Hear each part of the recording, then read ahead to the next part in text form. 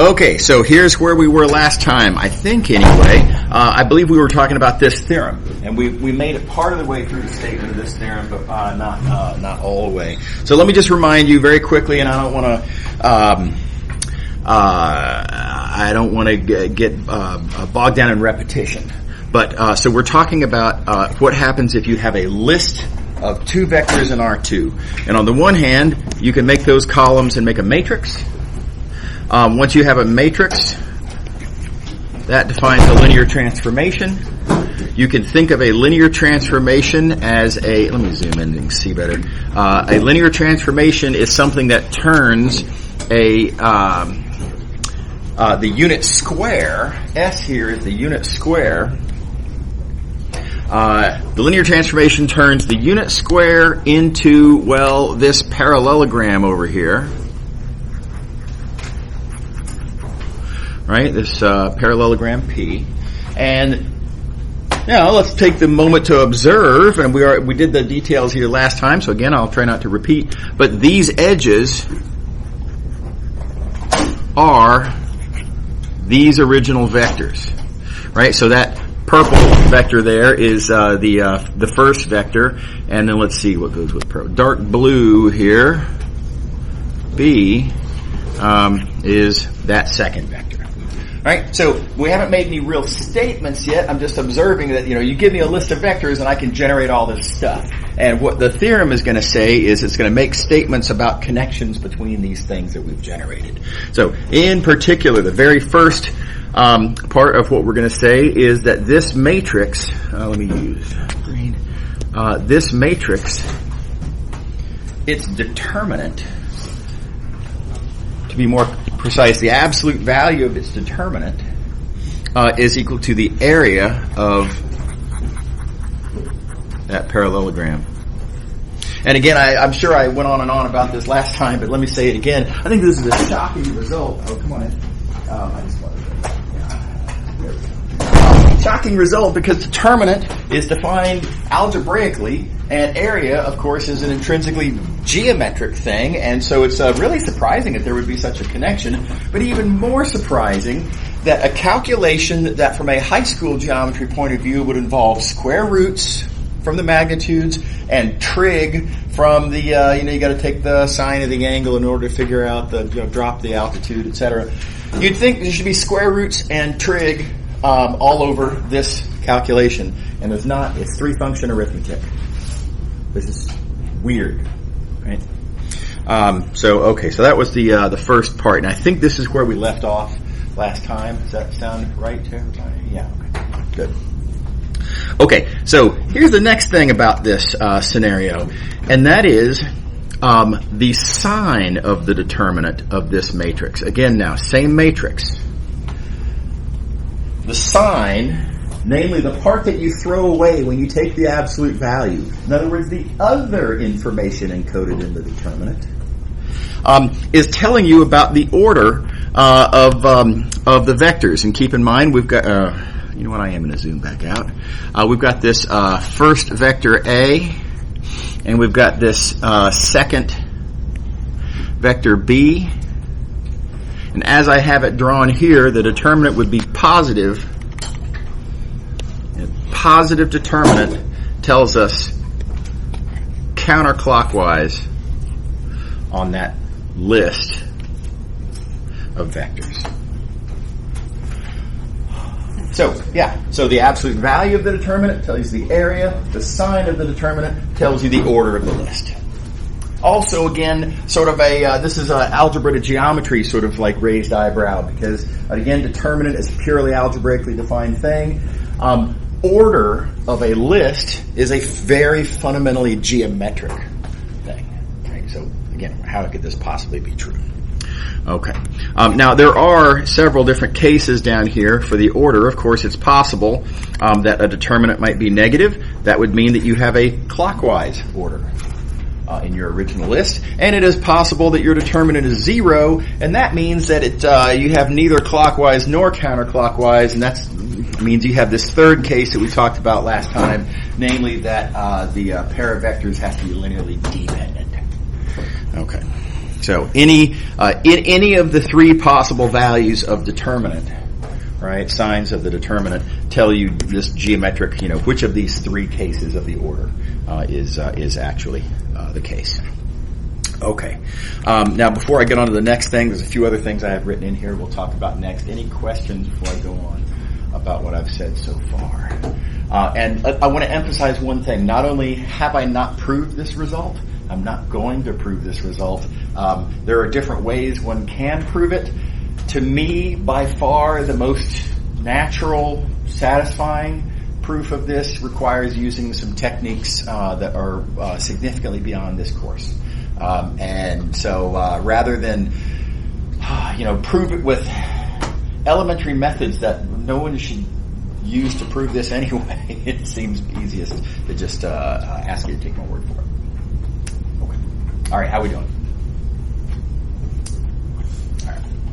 Okay, so let me talk about these other things. So remember, I'm going to zoom back in so we can see better. We've got this linear transformation. The image of the unit square is this parallelogram here. And the absolute value of the determinant tells you that area, sure, but here's another way to think about that. So remember, that parallelogram is the image of this unit square here. This unit square has area 1. So whatever this area is, right, you can think of it as just being the area. But you can also think of it as by what factor did this initial input area of 1 get kind of stretched out? How much bigger is the output, in other words? By what factor is the output bigger than the input? Because whatever this area is what you multiply by 1 to get this area. Right? So you can think of it as a static thing, namely the area, or you can think of it as the stretching factor, the magnification factor on areas that this linear transformation performs.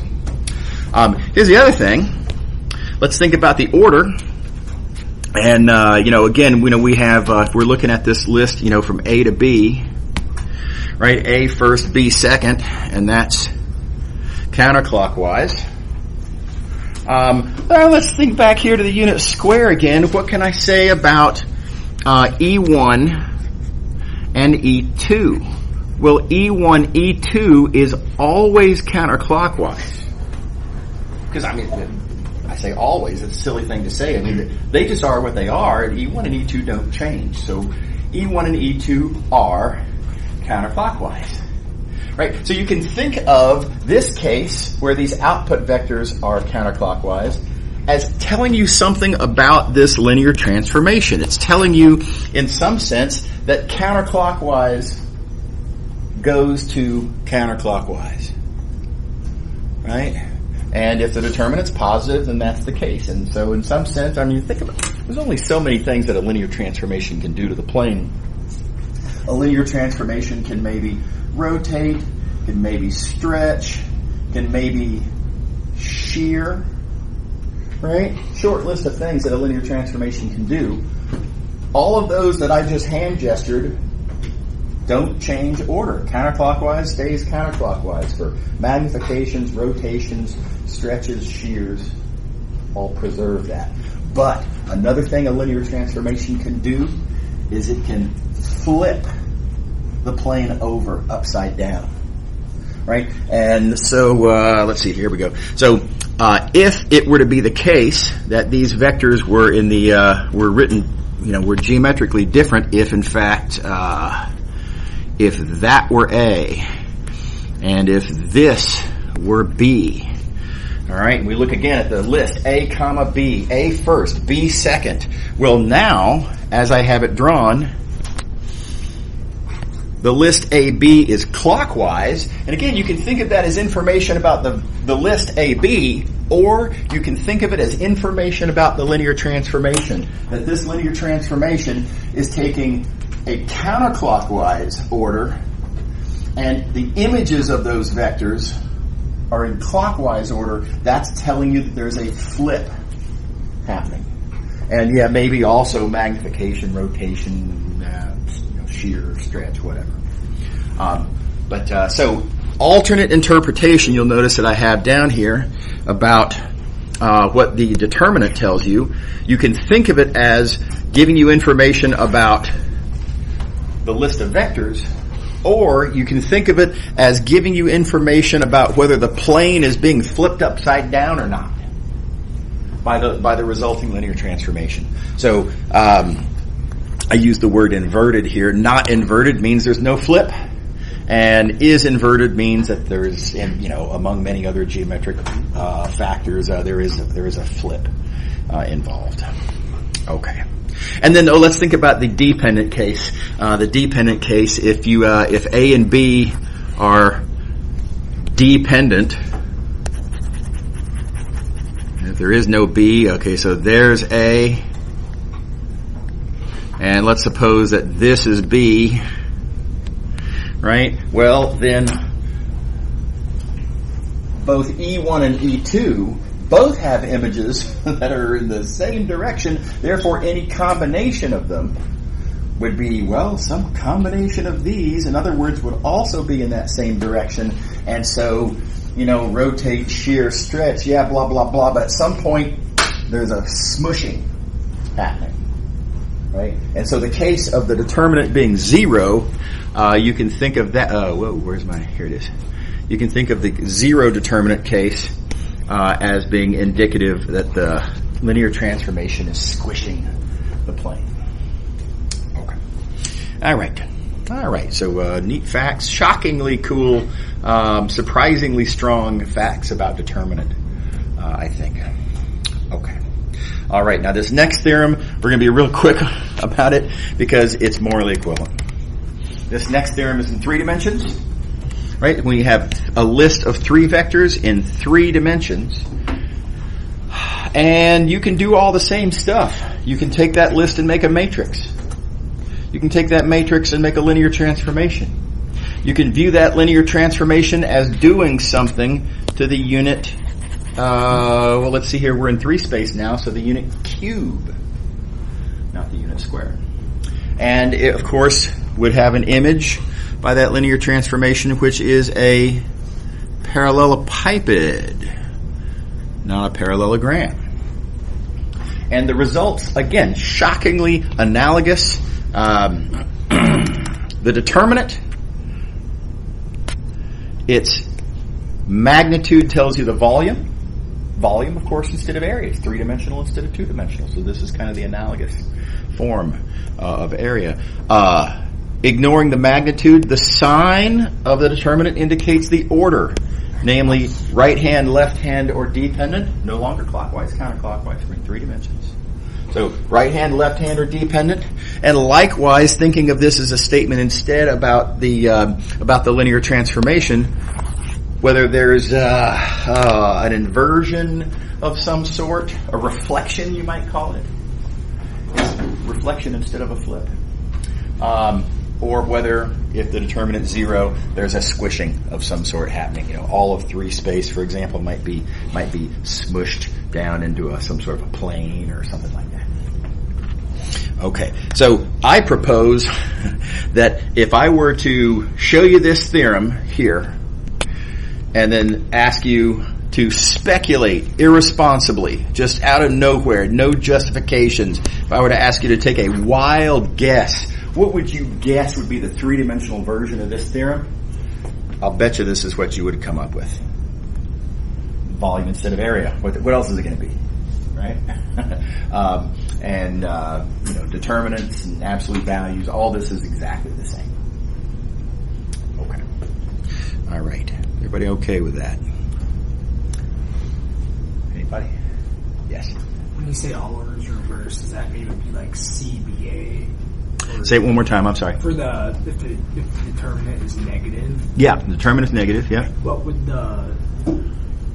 would it be like? Yeah. CBA? Well, no. So we're sticking with just the same list. The question isn't about how the list changes. The question is about what is happening in the geometry of these 2 pictures. So let me let's go into here. It's a great question. Zooming in. Come on. Zooming. Plus, there we go. Okay, so looking at E1, E2, E3, E1, E2, E3 is always in right-hand order because they just are. That's just what they are, right?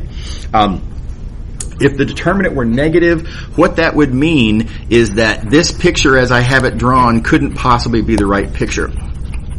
If the determinant's negative, then it would have to be something like, for example, that's A and that's B and that is C.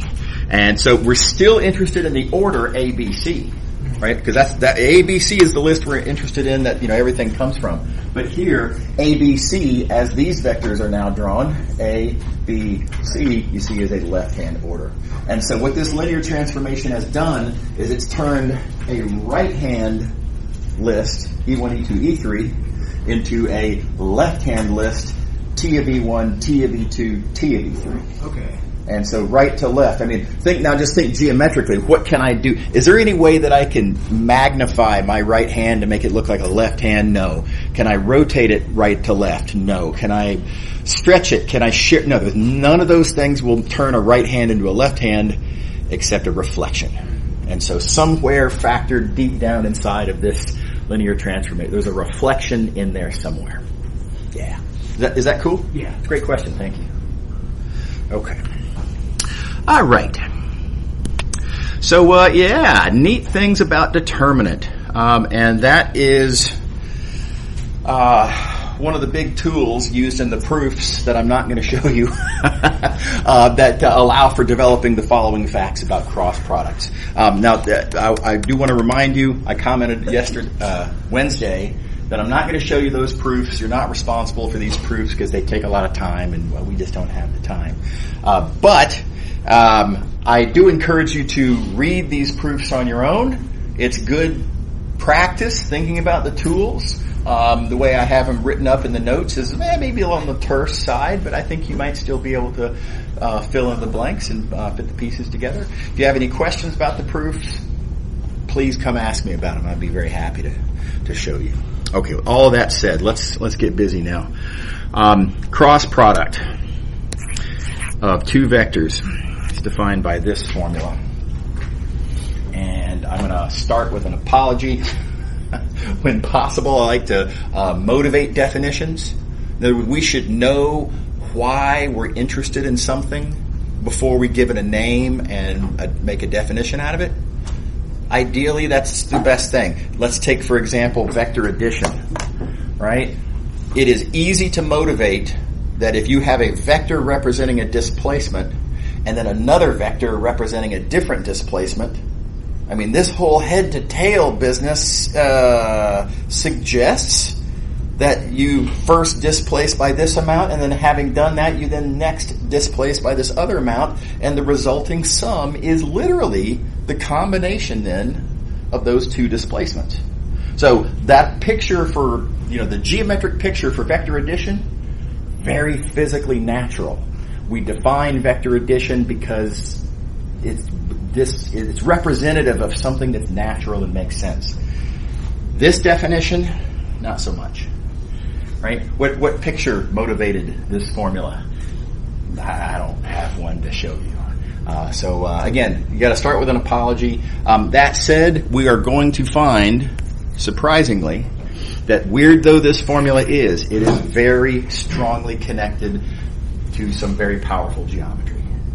So the satisfaction is going to come after the definition instead of before. And again, what are you going to do? Okay, so a couple observations. First observation I want to make. This is a hard formula to memorize. There's lots of pluses and minuses, and there's the 3's and 2's and 2's and 3's, and which way does it go? It'd be really easy to get your terms backwards in one of these coordinates.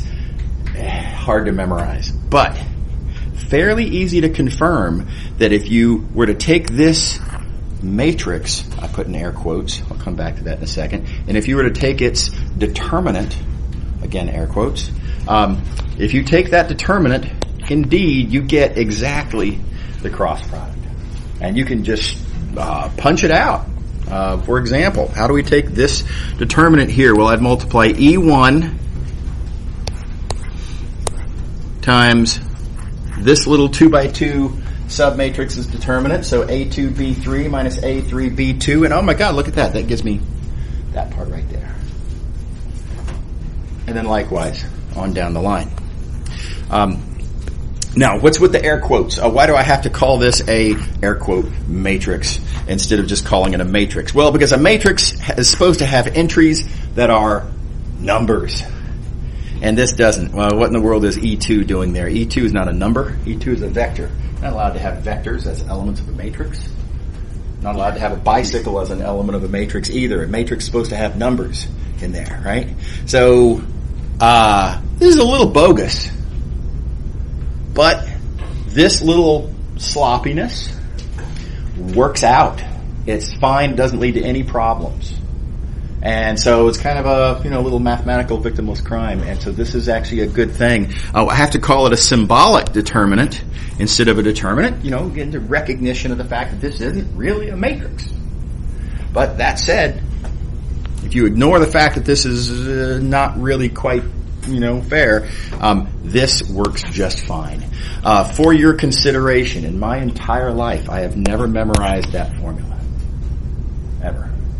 I always use this formula. Reason why is because I already have memorized the formula for determinant, and this, therefore, is hardly anything more to memorize. Just all I have to remember is put the standard basis vectors along the top row, and then first vector, second vector. You can't mess this up. A lot harder to mess this up. Okay, so for your consideration. All right, let's see. Next thing. For no apparent reason, we're going to consider this thing. The dot product of a vector with a cross product of two other vectors. So let's just do this. Let's see what happens if we entertain this construction. Well, the cross product, of course, there it is. Here's our explicit formula for the cross product.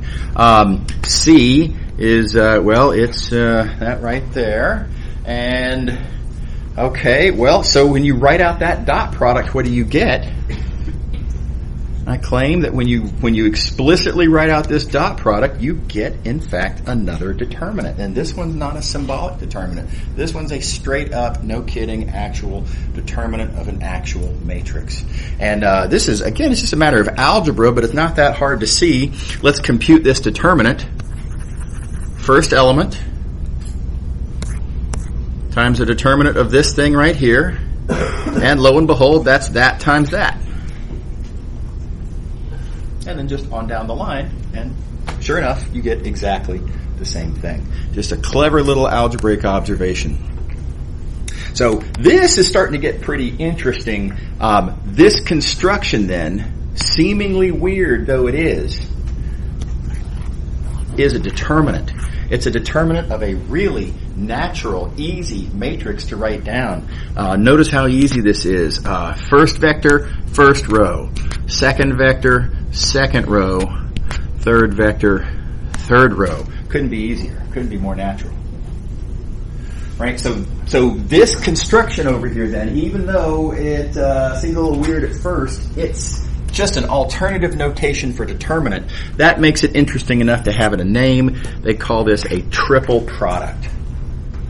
And case could be made, I suppose, that we don't even really need, hardly, to have a name for this, because we already have one.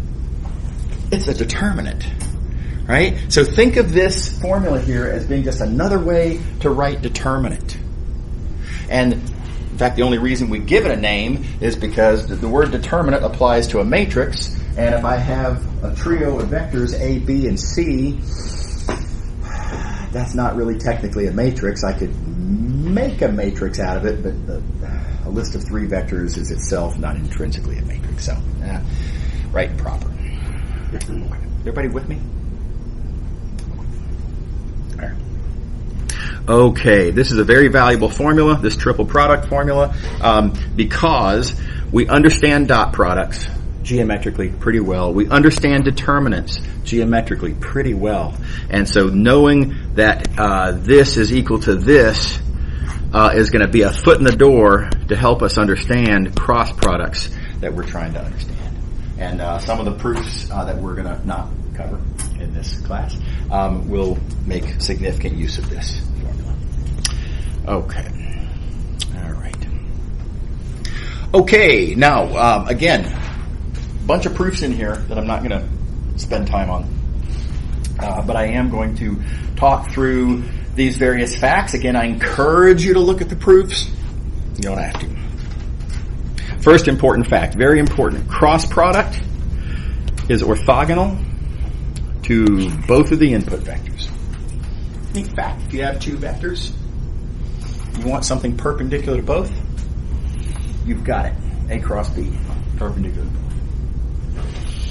Okay, so again, read the proof if you're interested. And there's two different ways to do it. One is you can do sort of an algebraic plug-and-chug version, compute these dot products, confirm that they're zero. But there is also a really clever, fundamentally geometric argument here. Again, I wish I had time to talk. This makes me sad. If you're curious, read this. There's some great intuition to be had by thinking about how you can relate the orthogonality statement actually to a statement about volumes. So give that a look. If you want to. Okay. Next fact. Also super surprising. If you have a triple product, you can cycle the list and nothing happens. So I can take C and put it where B was. I can take B and put it where A was. And I can take A and put it where C was. Thus turning that expression into this expression, same value. And then cycle it again, you get the third expression.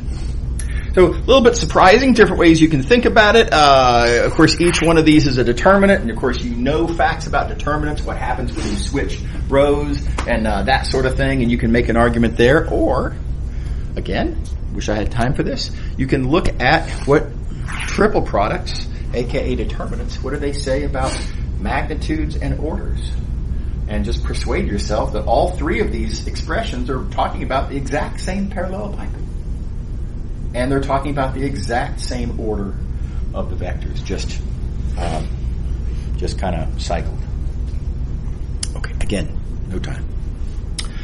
Okay, next one, and this is a lovely proof. And again, take the time if you have it. But fact that you need to know the magnitude of the cross product. Tells you other important geometric information, and specifically it tells you the area of, now this is a little notation I either made up or have forgotten where I copied it from, but I used two parallel lines followed by a list of vectors to represent a parallel of whatever. So this parallel followed by two vectors means parallelogram, and it's referring to this parallelogram here defined by A and B, and so that parallelogram there. So this is saying the area of that parallelogram.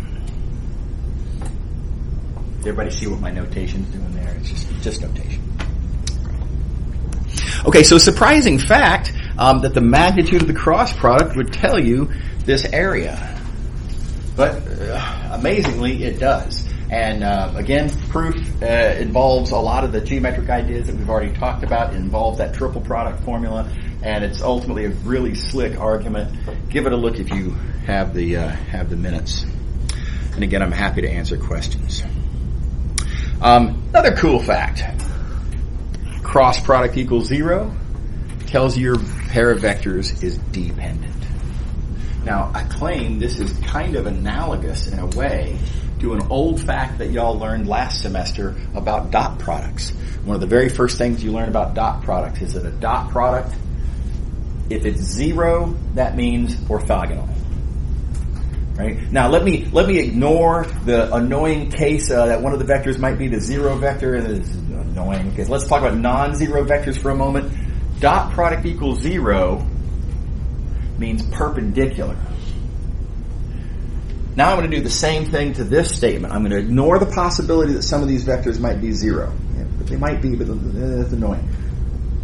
non-zero vectors only, if the cross product is 0, that means that the vectors are parallel.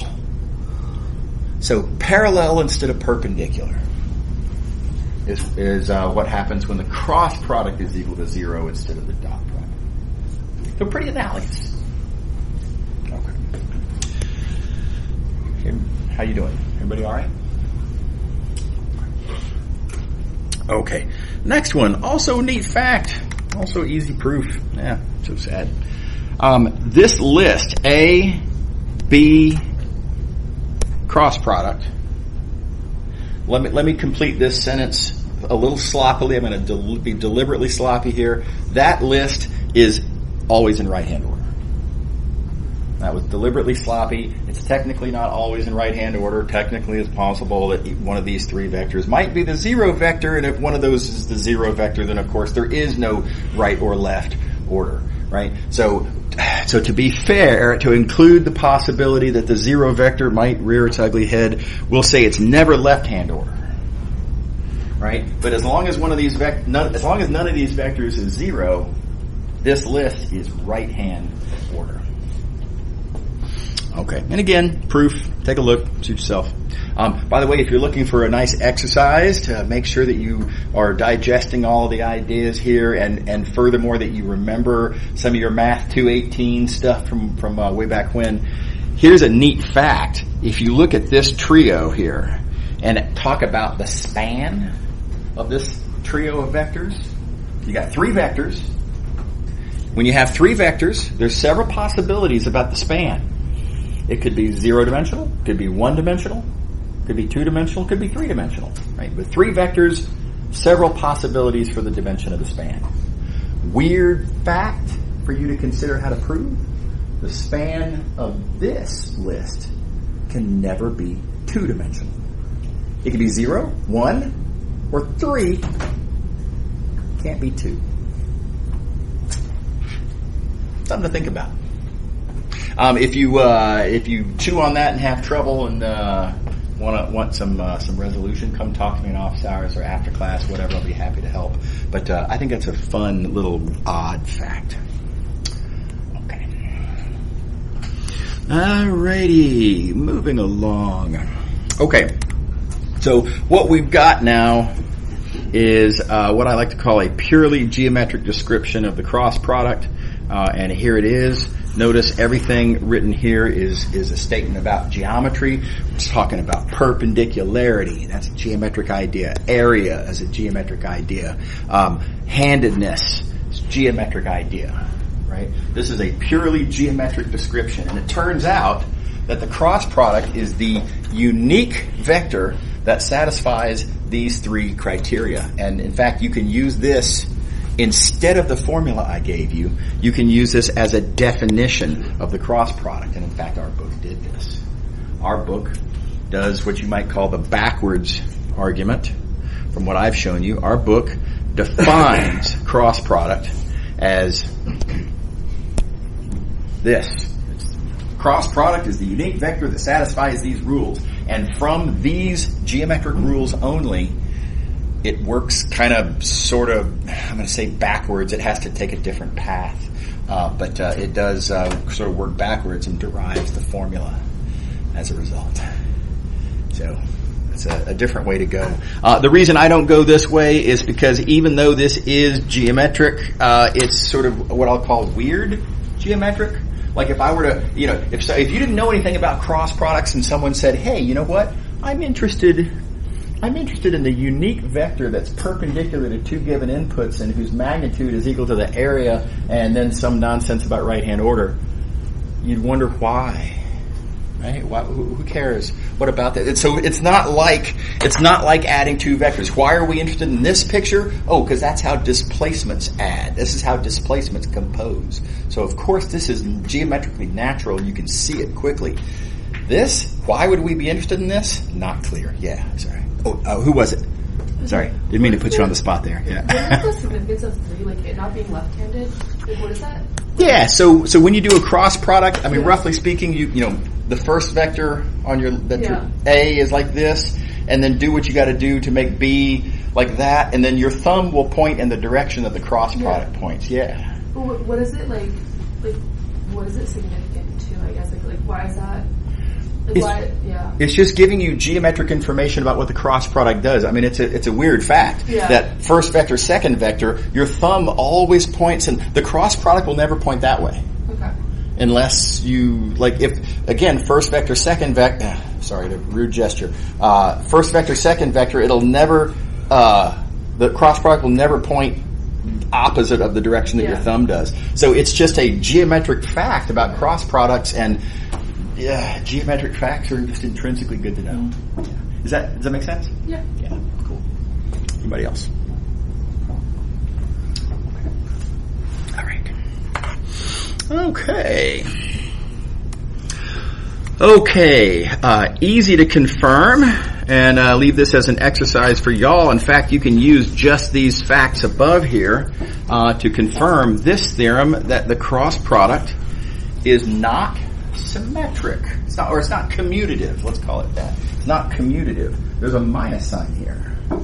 And, there's a temptation to look at products and think, oh, look, I've been doing products since, third grade, right? And, we learned long, long ago that A times B is equal to B times A. Of course it is, right? Old news. And students get a little too comfortable with this idea, right? Y'all have done so much scalar algebra in high school and previous math classes that you might just kind of be, the way you write things down, you're just accustomed to. You can switch, factors around however you like. It doesn't cost you anything.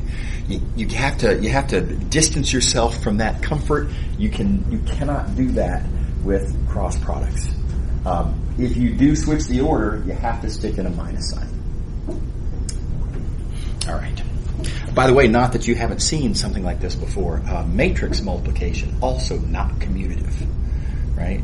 This is not as bad. Matrix multiplication, it doesn't even have a convenient little rule about minus signs. Matrix multiplication is just not commutative. I got nothing else to tell you. That's it, right? But cross product's a little bit nicer than that. A little bit less unfortunate in that there is just a minus sign to fix it. Alrighty. Let's see here. A couple of facts that are not in the book. We already saw this one, that the cross product, thought of as a function, is linear. And so this was an example that I gave in section 1.6, the very first thing we did, first day of class. And you can see the linearity in how this fact here is written down. What I'm highlighting here are again, T. This is what T is. T is A cross, whatever your input is. And notice, as the word linear suggests, linear combination on the inside gives you a linear combination on the outside. Or said differently, a linear combination before you plug into that function. Linear combination after you've plugged into the function. Same thing. Okay. All right.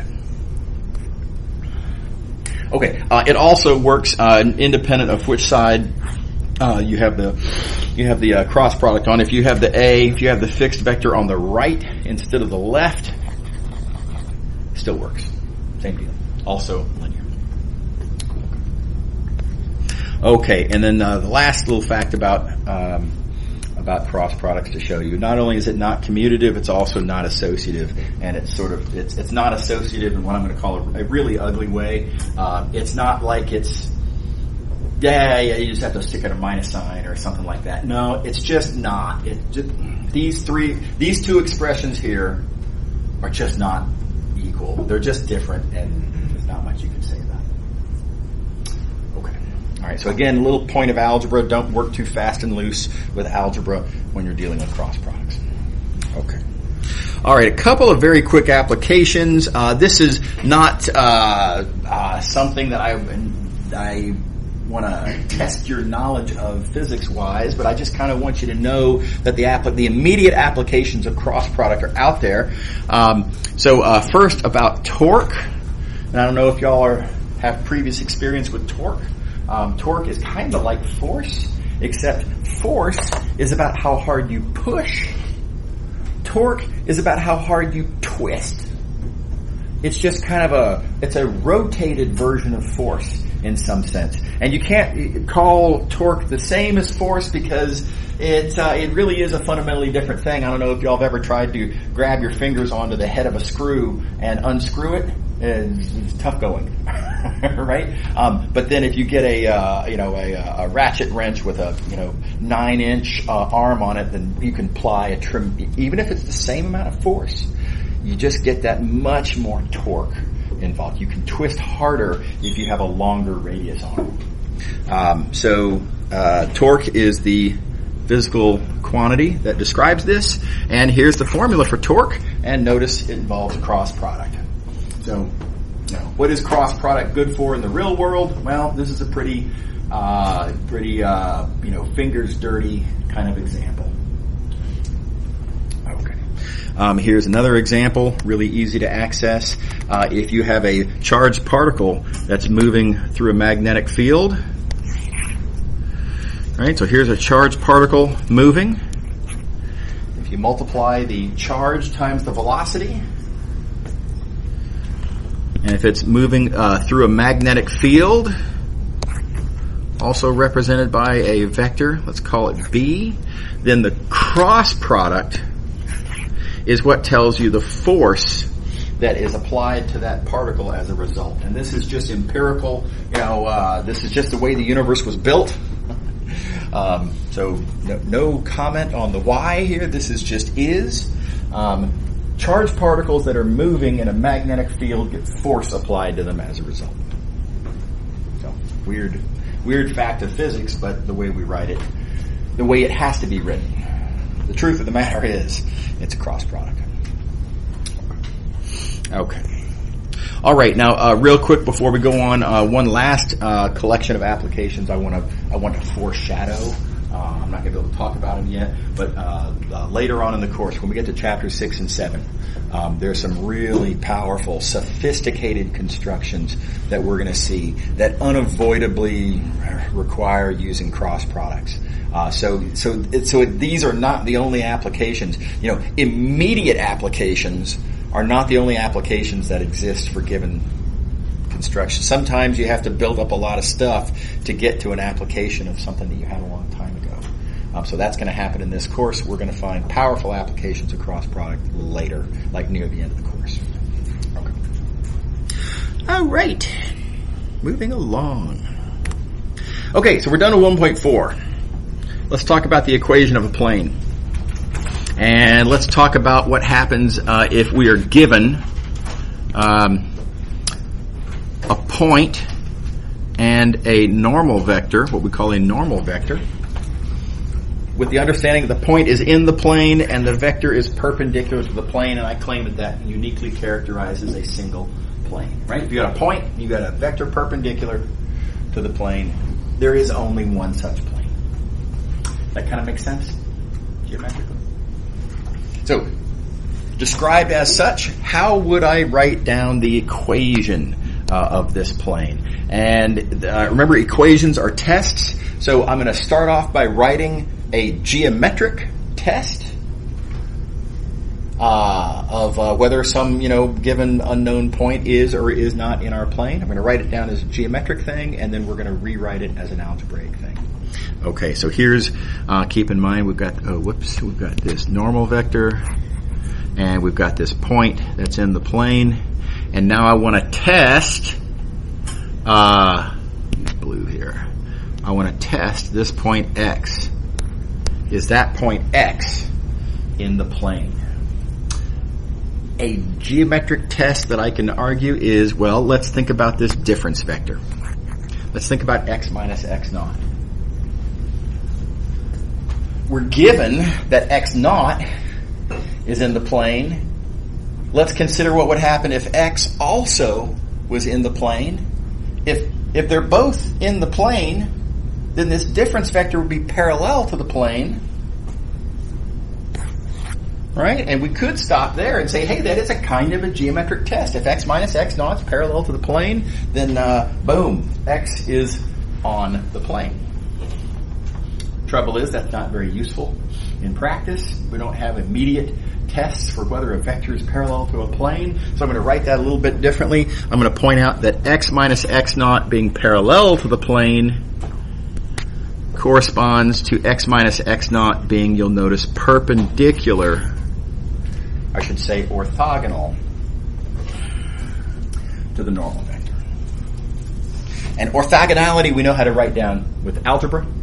Orthogonality means dot product is equal to 0, and we can kind of rewrite a little bit just for kind of aesthetic reasons, and we can rewrite that as n dot x equals n dot x naught. So this is our test, and specifically what this does, keep in mind, this says that if we know the normal vector, and if we know x naught, if all that's in purple is given, then this is how we test this x point. Pop it in there, see if the equation works. Everybody good? All right. Okay. So equation of a plane. Now, very often people will write this out a little bit differently. For example, this normal vector, it's going to have some coordinates. And then the x vector that we're testing, its coordinates are x, y, z.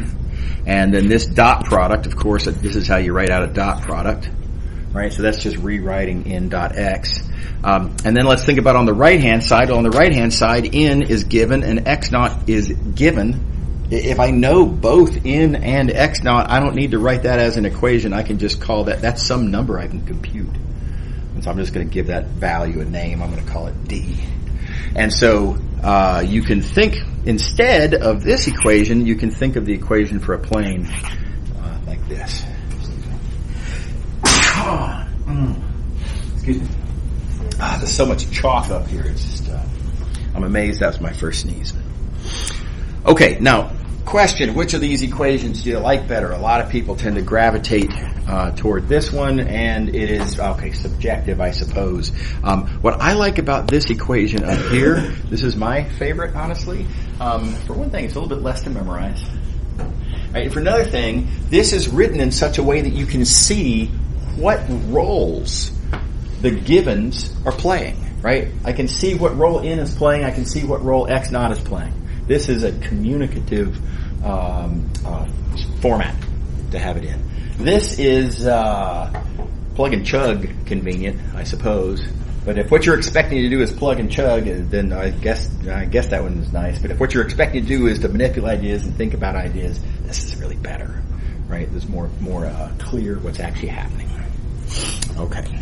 That said, let's not lose sight of the fact that if you do have this form, check it out. These numbers, A, B, and C, these coefficients that you can read straight out of the equation right there, don't forget what they are. Those are telling you what your normal vector is. Right? So super cool fact. An equation at a glance. You can look at your equation and boom, instantly know what your normal vector is. So that's nice. Okay. All right. Real quick example. Suppose you have 3 points. Notice that 3 points define a plane. Right? Typically, as long as they're not collinear. So we've got 3 points there. How would I find the equation of that plane? What we're going to need, of course, is we're going to need to know a normal vector. And we're going to need to know an x naught. I need a point in the plane. And let's start with the easy one. Where am I going to find a point in the plane? I'm given 3 points in the plane. Where would I find a point in the plane? Well, take your pick. I like that one. So let's just use the first one. It's got smallest numbers. I like small numbers. Doesn't matter. You can use either one of them you want. It makes no difference. Okay, but harder question now. How are we going to find this normal vector? Notice if you have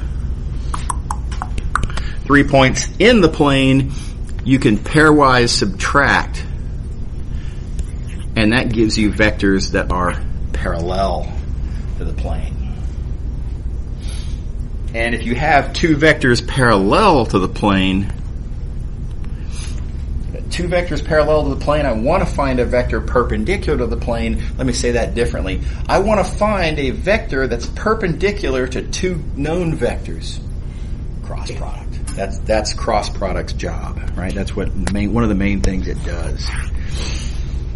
So take a cross product of those two parallel vectors, and now we've got the normal vector. We also have the x naught, and boom, we have the equation of the plane. How we doing? Everybody's good? We're out of time. Nice, good stopping point right there. Pick up here next time. Quick reminder, don't forget homework is due tonight, 11 p.m. You'll submit on Gradescope, and presumably y'all have done this kind of thing a bazillion times before. I presume you've used your phone as a scanner a bazillion times before. But anyway, don't forget. See you later. Have a great weekend. See you Monday.